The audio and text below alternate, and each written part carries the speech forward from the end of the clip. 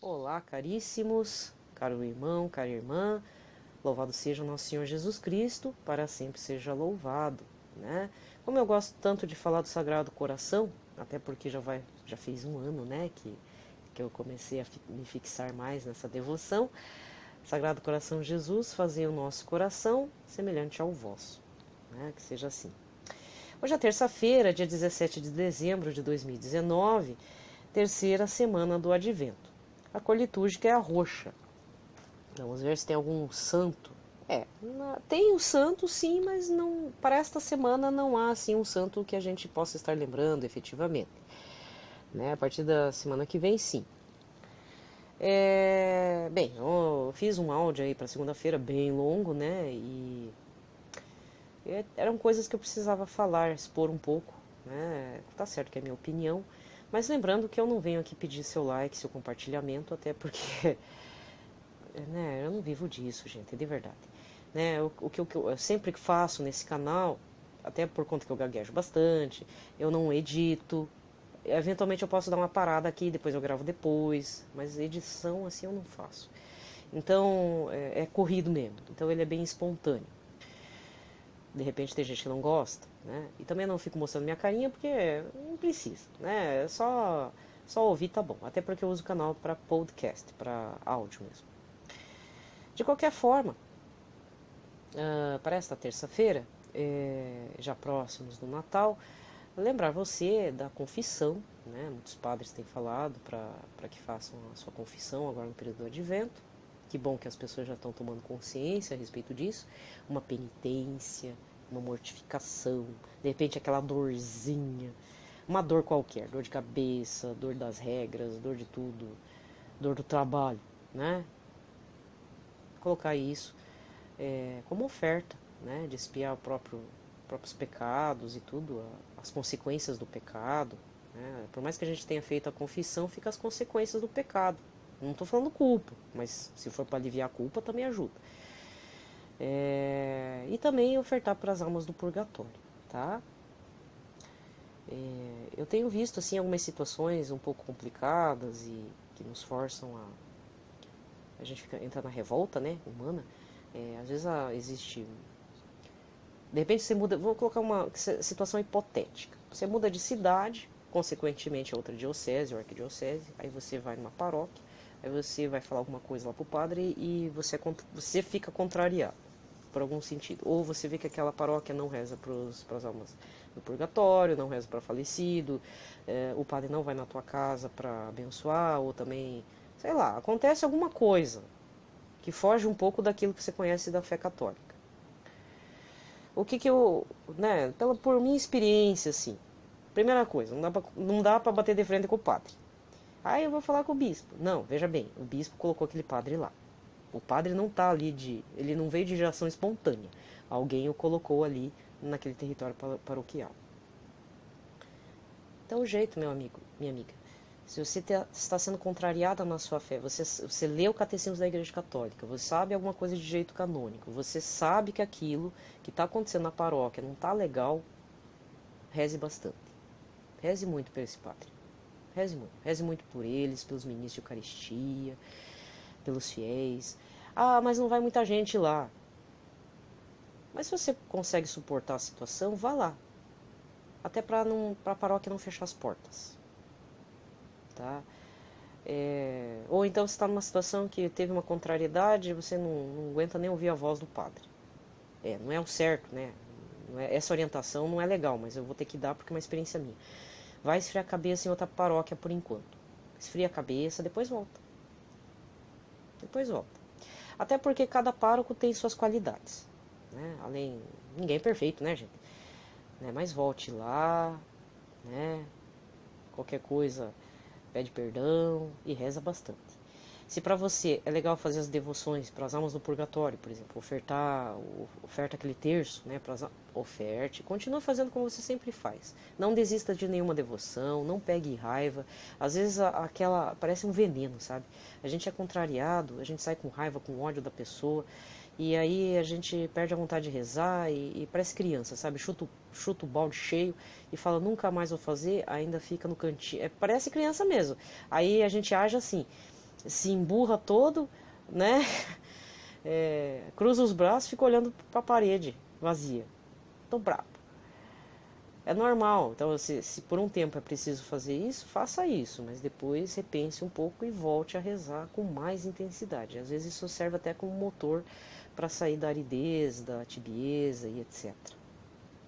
Essas chacoalhadas, sabe? Essas contrariedades, essas coisas que parecem coisas ruins, eles servem para ver também. Deus é uma forma de não é bem teste, não sei como dizer, mas o Senhor permite que essas coisas aconteçam para ver até que ponto a tua fé e amor a Jesus é assim tão grande como a gente fala, e às vezes não é grande não, é bem pequena mesmo, é bem mesquinha, né? Teve a homilia do Papa aí para segunda-feira, né, na Casa Santa Marta, que ele falou, né, cristãos mornos. Tem cristãos de fachada, fazer o quê? Tem que rezar por eles também. Bem, dado o pitaco curto, só para lembrá-los, né? Porque pode acontecer muita coisa nesse período de advento. E fora que depois do advento tem um curto período do tempo comum que vamos entrar já de cara no período quaresmal após carnaval. Né? Isso também é um teste de paciência, de foco e de oração. Né? Então, vamos já consagrar o ano 2020 aí. Né? E vou lembrar também vocês que quando chegar final de ano, passando o Natal, eu não vou desejar Feliz Ano Novo para ninguém. Isso que eu poderia estar desejando Feliz Ano Novo devido à minha tradição oriental. Os orientais é que têm esse costume, principalmente do Extremo Oriente, né? Temos o costume de desejar Feliz Ano Novo. Eu não vou desejar Feliz Ano Novo para ninguém aqui no canal. E eu já vou explicar o porquê, já antecipado. Dia 1º de janeiro é dia de preceito. Significa que tem peso de domingo. Não é para faltar. Mas eu vou na missa anterior da véspera. Não tem validade. É melhor você faltar o da véspera. Faz os preparativos, então, da comilança lá, tá? Do churrasco, se é que vai ter. Mas não esquece de ir na missa do dia 1º de janeiro, porque dia 1º de janeiro é dia de Nossa Senhora Mãe de Deus. O que eu vou desejar para vocês é Feliz Nossa Senhora Mãe de Deus. Certo? Porque eu cresci ouvindo Feliz Ano Novo, porque é uma tradição realmente oriental. Quem é descendente de chineses, japoneses, coreanos, nós sempre fizemos, porque para nós é muito representativo essa questão do ano que vira, o ano que chega, porque a gente não tem Salvador, gente. A cultura oriental, na religião, não está esperando Messias nenhum. Então tem que colocar uma data. Então a data para desejar Feliz Ano Novo é até para desejar aos antepassados muito obrigado por este ano que veio, querido antepassado. Ou seja, os orientais tratam os antepassados como se fossem deuses e semideuses, que guardam a nossa casa, a nossa família, nos dão prosperidade. Eu não sei dos outros, eu estou falando da minha realidade, ou o que foi a minha realidade. Aí o que acontece? Não sei como, o catecismo do mundo, essa propaganda, Feliz Ano Novo, vamos pular 7, como é que é? Vamos dar uns pulinhos nas ondas lá, vamos usar a cor não sei o quê. Para com isso, gente, que católico é você, vai se informar um pouquinho. Coitadinha da Nossa Senhora, desculpa falar assim, Nossa Senhora, perdão, mas tadinha da Nossa Senhora, né? Você dá mais valor pra comilança, pra virada de ano, coisa que nem é da sua cultura, e aí não vai na missa do dia 1º. Eu não fui por muito tempo. Tive que fazer confissão, inclusive, sobre isso. Décadas. Depois que fui descobrir que é dia de preceito. Deus me livre. Deus me livre de pecar desse jeito, né? Aí de uns tempos pra cá, tive que fazer umas adaptações, assim, diante da minha cultura. E chegar lá correndo. Perdão, senhor, né? Perdão, porque infelizmente faz parte da minha cultura. Aí eu pareço o Neemias lá, o leproso Neemias, sabe? Aquele, o general sírio. Eu me sinto igualzinho ele. Depois da cura, da libertação, de um monte de coisa. Ai, senhor, perdão. Só tem um dia que, infelizmente, eu tenho que fazer um negócio lá em casa, porque... Mas eu venho, na medida do possível, eu venho aqui na missa e tudo. É assim que eu, pessoalmente falando, eu tenho que me retratar com Deus no dia 1º de janeiro. E as pessoas levam a vida como se fosse uma coisa leviana, né? Então eu já estou alertando, porque tem 3 semanas aí para repensar essa situação. Então, para evitar, quem sabe, converter, assim, corações... Né? No sentido, eu não sou capaz de converter ninguém, Jesus é que converte, mas abrir um pouco a sua cabeça para conversão Eu não vou desejar Feliz Ano Novo pra você, viu? Não vou, não vou, não vou, não vou. Eu vou desejar Feliz Natal, sim. E ainda vocês vão ter que me aguentar do dia 25 até o dia 31 de dezembro falando Feliz Natal, Feliz Natal, Feliz Natal, porque após dia 25 entramos nas oitavas de Natal. Parece música, né? Oitavas de Natal. Mas dá pra falar Feliz Natal do dia 25 até do dia 31. É bom ser católico, gente. Nossa, imagina, dá Feliz Natal pra todo mundo. O Natal mundano termina no dia 25, aí ainda a pessoa acha ruim você desejar Feliz Natal no dia 26, no dia 27. Então eu falo assim, Feliz Nascimento de Jesus Cristo, que Jesus nasceu, né, tá entre nós, e são as oitavas de Natal. Ainda você tem que evangelizar a pessoa ainda, porque ela não sabe. Então procure saber também, tá? Então, chegou no dia 1º, feliz dia de Nossa Senhora, Mãe de Deus Teotocos, tá? O problema é seu, né? O ano virou, vai continuar a mesma coisa. Se é que vai ser a mesma coisa, né? Porque às vezes eu acho que, sei lá, como dizia uma pessoa aqui dentro de casa, a gente precisa nos preparar para entrar bem no ano que tá vindo. Fazer isso, vamos entrar muito bem mesmo. Às vezes entrar bem mal, né? Então, para evitar essas coisas, a gente precisa estar alicerçados nos sacramentos. Você pode até receber injúrias, pode comer uma comida consagrada por uma entidade qualquer, mas não vai fazer mal. Né? E se você estiver nessa situação, que bom, né? Você está no caminho da santidade, né? Porque os grandes santos que conseguiam se livrar dos venenos. Às vezes o veneno ficava percorrendo o corpo dele, ele estava se sentindo mal, mas não morreu, né? Então acontece, tá? Então, já sabe, já está todo mundo avisado. Bem, dado o aviso, o pitaquinho do dia, vamos para a liturgia do dia. Pelo sinal da Santa Cruz, livrai-nos Deus Nosso Senhor de todos os nossos inimigos. Em nome do Pai, do Filho e do Espírito Santo. Amém. A primeira leitura está em Gênesis, capítulo 49, versículos 2 e depois do 8 ao 10. Naqueles dias, Jacó chamou seus filhos e disse: Juntai-vos e ouvi, filhos de Jacó, ouve Israel, vosso pai. Judá, teus irmãos te louvarão, pesará a tua mão sobre a nuca de teus inimigos, prostrar-se-ão diante de ti os filhos de teu pai.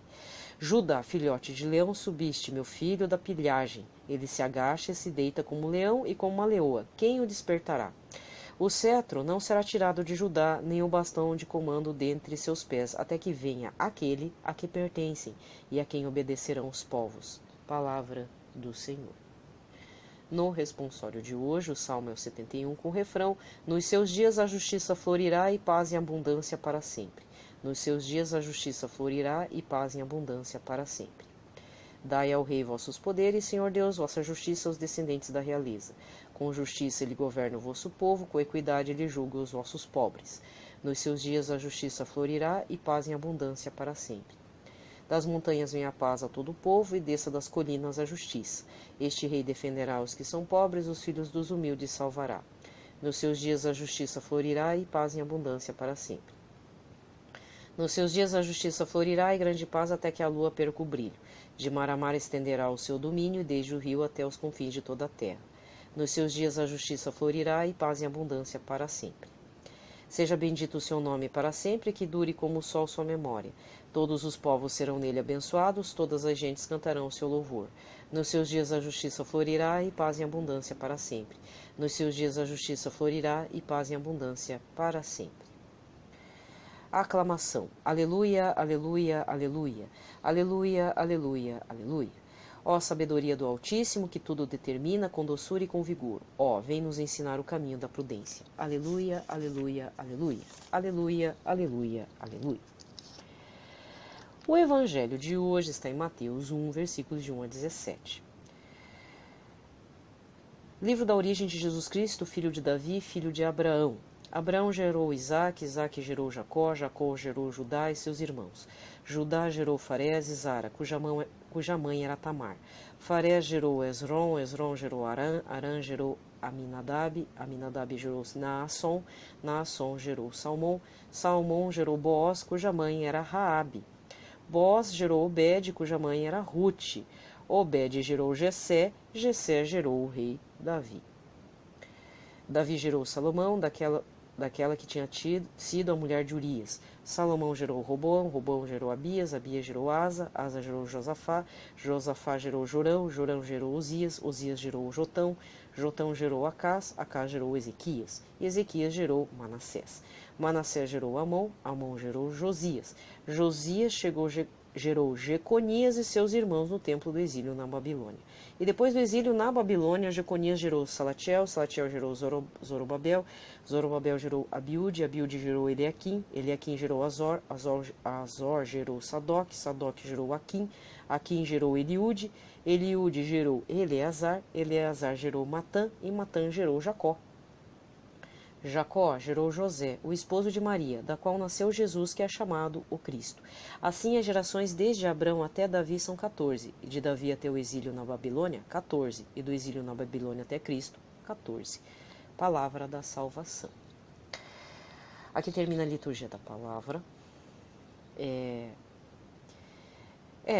Esse evangelho, na verdade, assim, eu não sou especialista em Bíblia, né? Existem... Até o bispo aqui da nossa arquidiocese, ele é especialista, ele estudou, né? Além do sacerdócio dele e tudo, estudou profundamente a palavra. O que eu posso falar, né? Então eu não sou especializada como o nosso arcebispo aqui de Curitiba. O que eu vou falar infelizmente é uma interpretação sim pessoal, mas que eu coloco como um ponto de reflexão. Fazer um provocamento com vocês.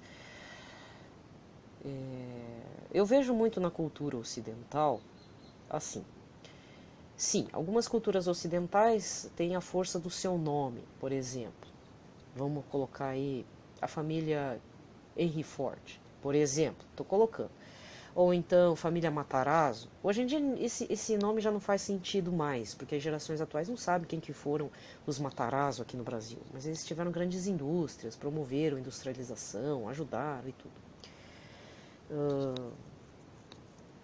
Mas enfim, cada cidade, tanto aqui na minha cidade quanto na sua, existem aquelas pessoas que são tradicionais, famílias tradicionais que casam entre si, sabe como? Aqui tem uns nomes assim que a gente sabe que são pessoas tradicionais. Engraçado que são nomes que você não encontra, por exemplo, na região de São Paulo, outras regiões você não encontra, é meio localizado a coisa.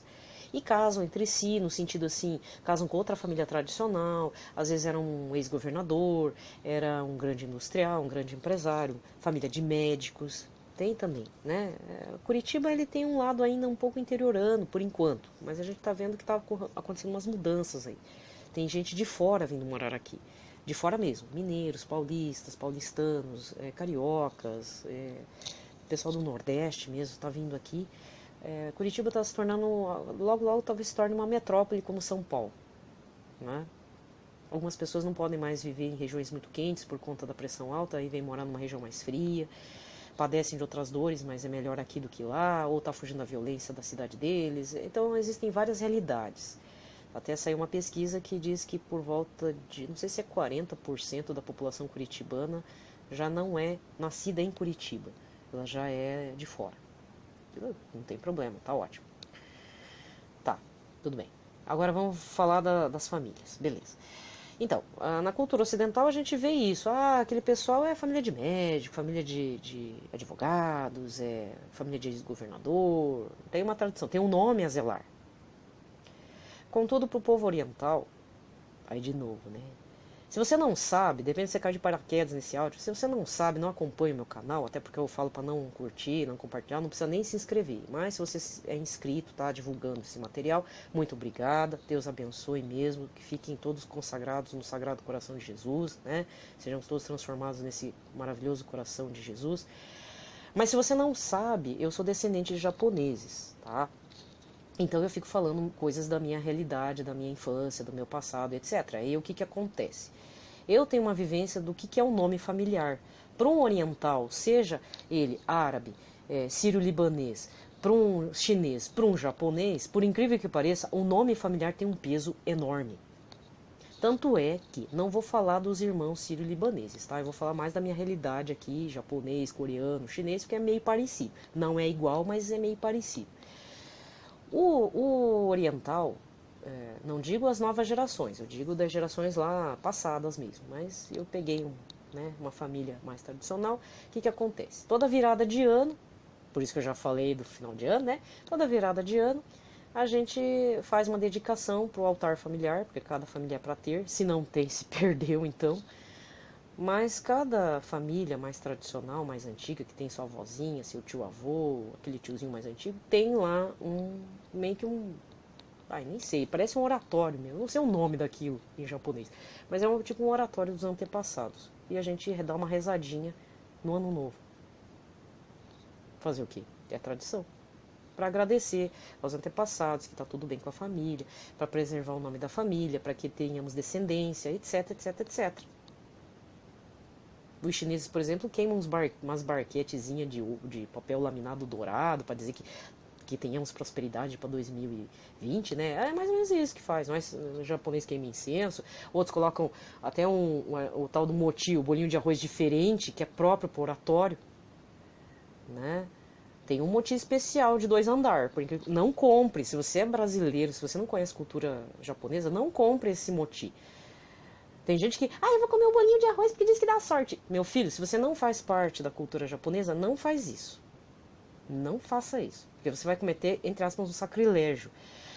Na época do Ano Novo se vende 2 tipos de moti. O moti comum, de mesmo tamanho, que você come lá como a primeira refeição do dia e tal.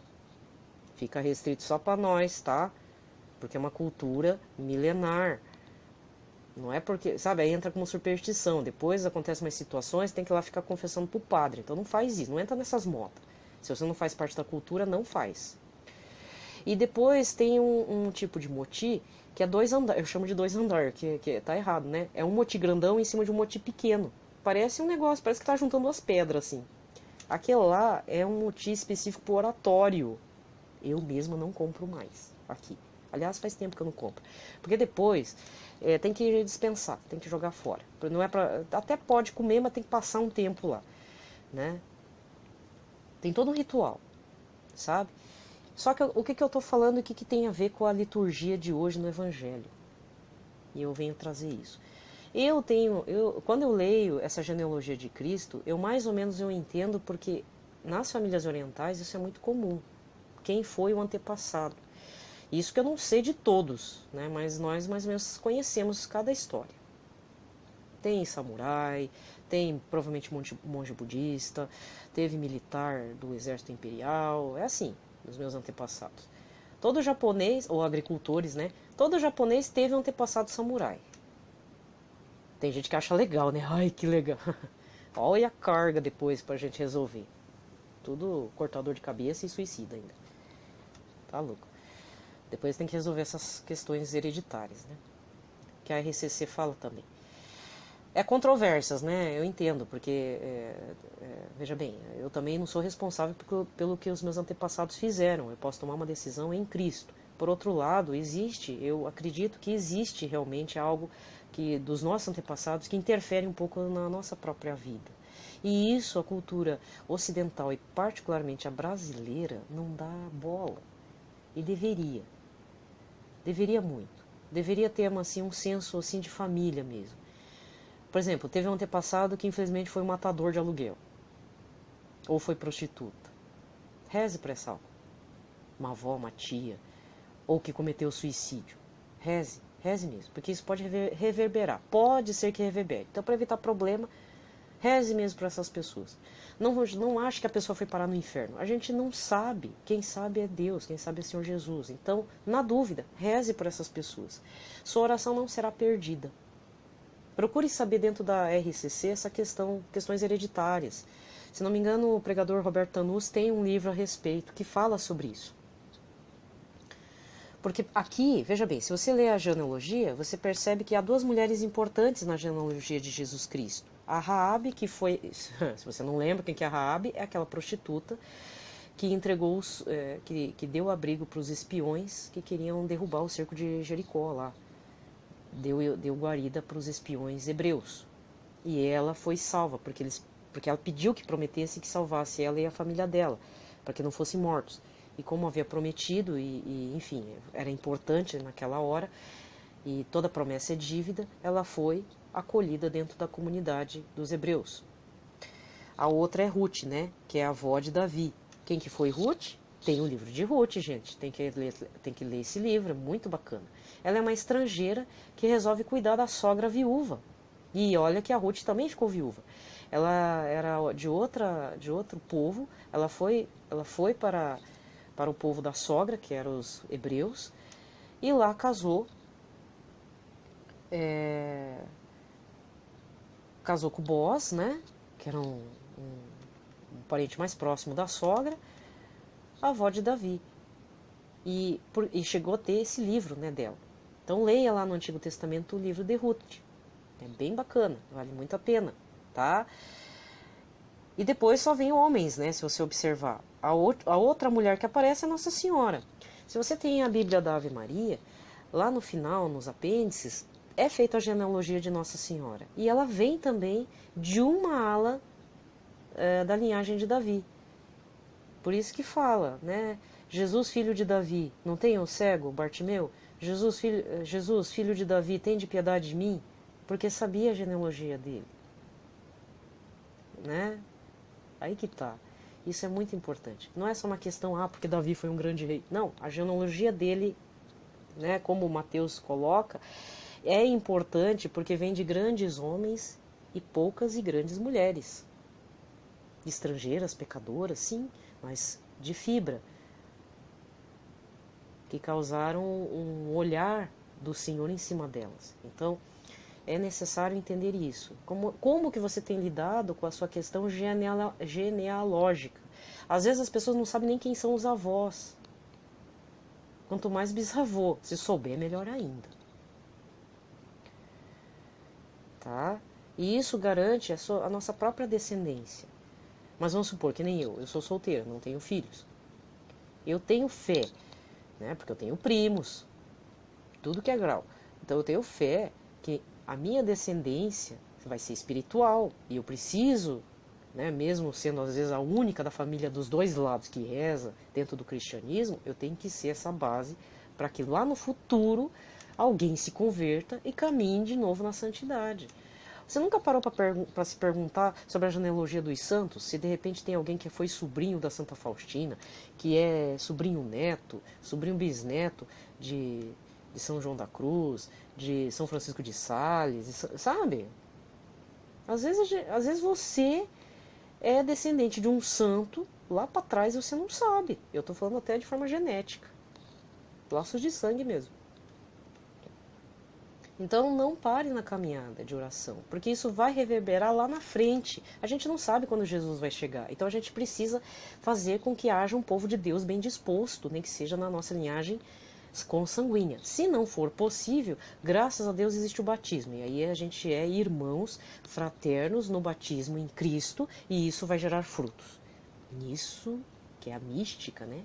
A mística da Igreja Católica. Então eu tenho fé nisso também. Não é só na minha consanguinidade. Eu preciso acreditar que a partir do batismo, que estamos ligados pelo nosso batismo, nós rezamos, nós somos fraternos, nós nos ajudamos de forma invisível, a partir do Deus do invisível, né? Porque isso não tem sentido. Mas também crer que é possível né, várias conversões, até para o futuro, e quem sabe dando dignidade para os nossos antepassados. No áudio de amanhã eu vou estar explicando uma situação que eu vi no Twitter que eu achei estranha, né? Mas eu não vou falar agora porque senão vai dar muito tempo, tá? É outro assunto. Então desejo a todos uma ótima terça-feira, fiquem com Deus, no Sagrado Coração de Jesus e protegidos por Nossa Senhora. Paz e bem.